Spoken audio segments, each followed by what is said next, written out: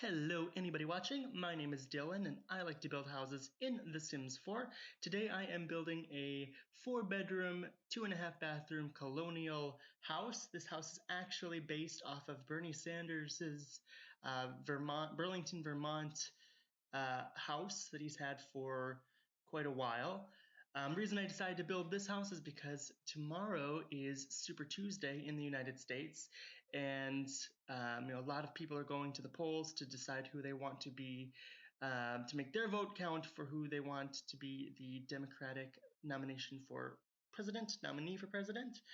And I decided to build Bernie Sanders' house just because in one of the most recent debates, um, Michael Bloomberg was on the debate stage saying something about, oh, Bernie Sanders, you have 3 different houses, trying to make it seem like he's not, not a politician to be trusted because he has 3 houses, which is ridiculous to me. So I looked up, well, I already knew, but I looked up again what his houses were, and it's this house that I'm building here, and it's also a very small cabin in Vermont, and then it's a DC row house that pretty much if you're a national politician or even a state politician who works in Washington D.C., you need to have something there anyway. And so he's trying to have a got you moment of, well, you have 4 houses, and it's like, it's not really. It's Michael Bloomberg. You have like 20 houses and $65 billion. Okay, so you don't really have much room to talk, but. Anyway, as far as this house goes, like I said, it has 4 bedrooms and 2.5 bathrooms, which is actually just like the real life Sanders house in Vermont. I have no idea what the interior floor plan of this house is. There is not one online, which is probably a good thing. So I did kind of just make it up. And I think it makes sense. I think the floor plan makes sense, but like I said, I have no idea if it actually is correct as far as the real house goes, and that's a good thing. I think it's actually kind of weird that you can just look up someone's house and you can see exactly where they live. I mean, even if they're a politician or even if they're a celebrity, I just feel like that sense of there's like no sense of privacy. Like that that person lives here, which I think would be very annoying. Actually, I would hate to have my address Googleable, although it kind of is actually. I've seen my own name on Google before, and one of my addresses actually came up, which was the weirdest thing to me because I don't have a presence online or in real life at all.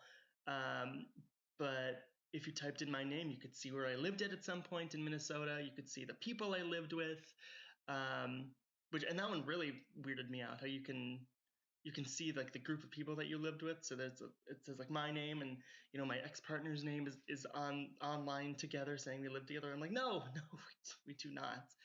But I digress. So here on the second floor, I am just trying to get a floor plan going. There is one master bathroom, so it's connected, and then there's another bathroom that is not connected, but the three other bedrooms can use it.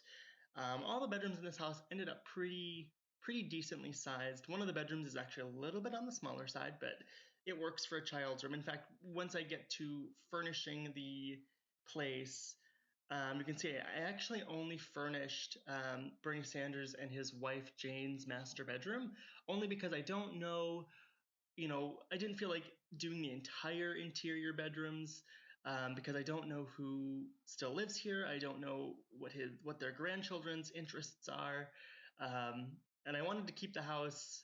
I wanted to make the house look like an older couple lived here, and so I just was like, well, I'm sure there's bedrooms for the grandkids and for their children, but I don't know anything about them, so I don't really feel comfortable making something about them. Um, but I mean, whatever.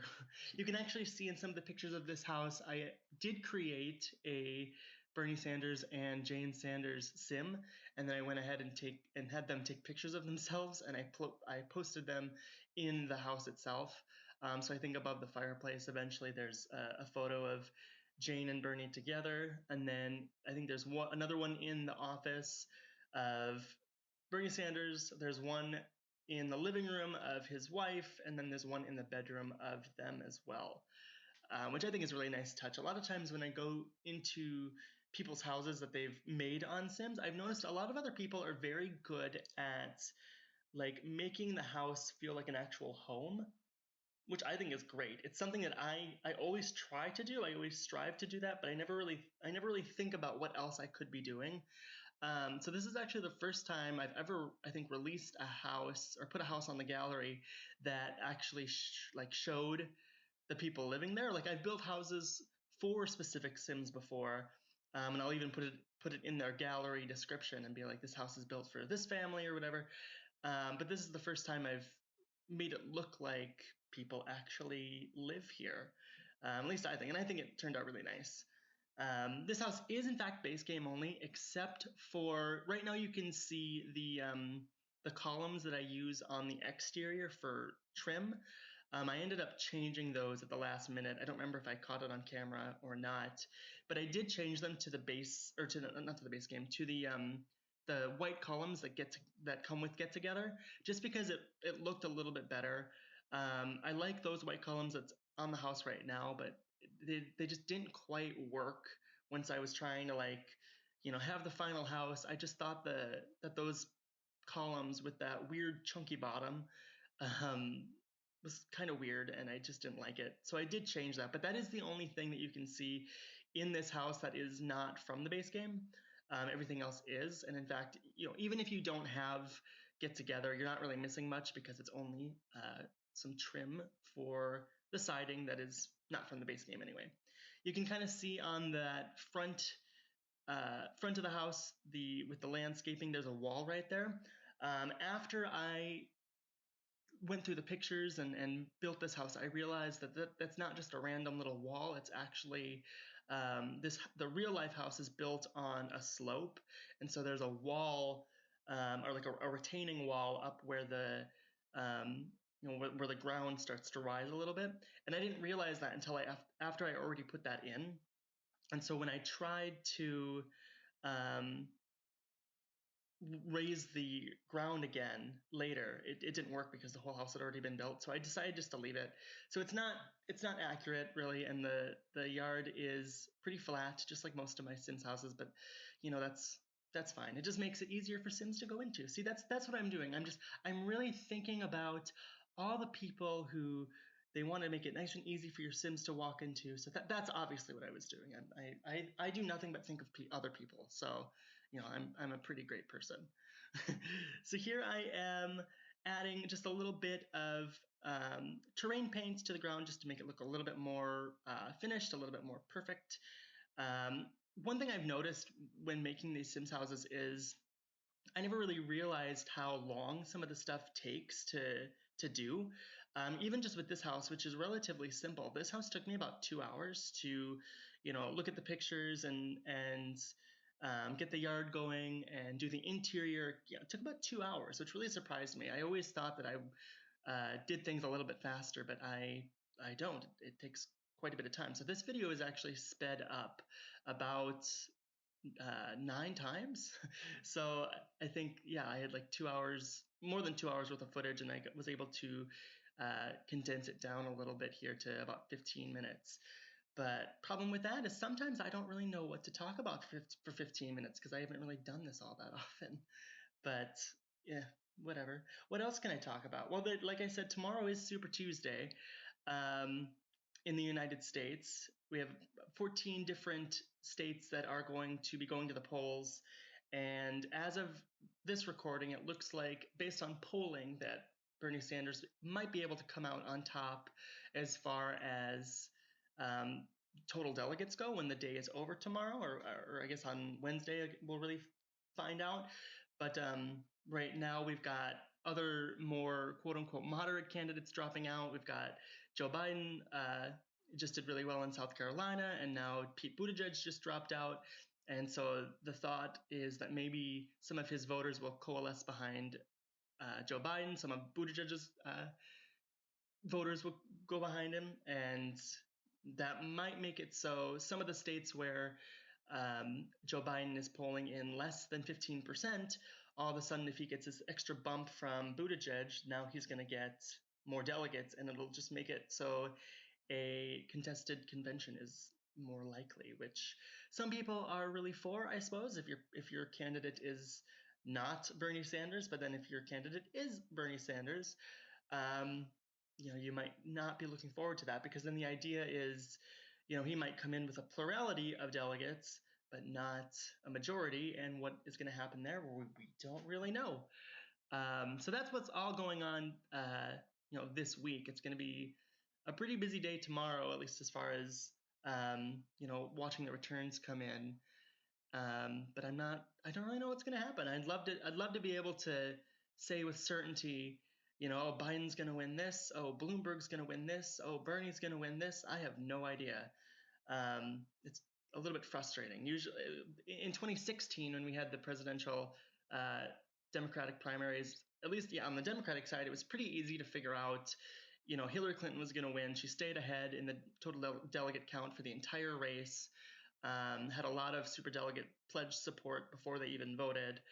But she was ahead. She was ahead the entire time. Whereas now, we had, up until actually yesterday, we had like 6 different people running still.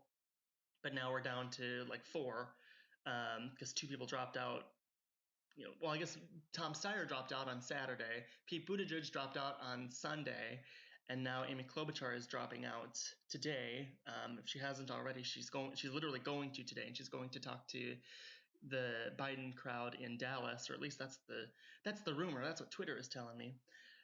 So be on the lookout for that, I guess. And so now people are just wondering, is Elizabeth Warren ever going to drop out? And if she does, is she going to endorse Bernie Sanders? And it doesn't look like she's going to drop out. And if she did drop out, I'm not sure if she would really be endorsing Bernie Sanders anyway, which is kind of a shame for me, because I like both of them, to be honest. And doesn't really look like Elizabeth Warren is going to win anything. In fact, she's polling behind in her own home state of Massachusetts, not by much, so that could change. I mean, a lot of times polls are wrong, but it is somewhat surprising to see that, because I always assumed that she was a more well-liked senator from her state, and she is, well-liked, but it's not necessarily as unanimous as I originally thought it was, which is a little bit unfortunate. And I think if she ends up losing her home state tomorrow, that'll be a disaster for her. And I think if she ends up staying in the race past tomorrow, after possibly losing her home state, um, the idea that she's going to go to the convention, and she's going to get the superdelegates to flip to her, and she's going to get other delegates from other candidates who have already dropped out. It's going to push her over the edge. That kind of confuses me, because I'm like, if you lose your home state, that's not going to happen. If you win your home state, then we can make that argument. So maybe I'm speaking too soon, because it is possible that she will. But as of today, it looks like even if she loses her home state, it looks like she's going to stay in the race until the end, which is a little bit disappointing to me if that actually ends up happening. Because now you've got you've got politicians dropping out and endorsing certain candidates, and all these so-called moderate candidates are dropping out and endorsing Joe Biden, and now it's like it's kind of being called on Elizabeth Warren to drop out to get a progressive agenda, as the nominee in Bernie Sanders, and she doesn't look to be doing that. And I guess I'm wondering why. Did they have a falling out, or like, do they not like each other, or are they friends and she just has really bad political instincts? I'm kind of thinking that's the case, but it is what it is. I'm kind of going on a rant right now. I don't really know actually all that much about politics. I like to follow the drama of it. I like I've never seen the show Scandal, but when I think of political drama, that's what I think of. It's just the and the gasps and the I can't believe you did this, and you sabotaged me. And it kind of actually seems like that's what's happening right now, especially with all these people dropping out. And now they're all jumping behind somebody else, because they all want the moderate to win, and they don't want the progressive to win. Maybe that sounds a little conspiratorial, but it is what it is, and it's kind of actually true. But I am coming up towards the end of the video finally here.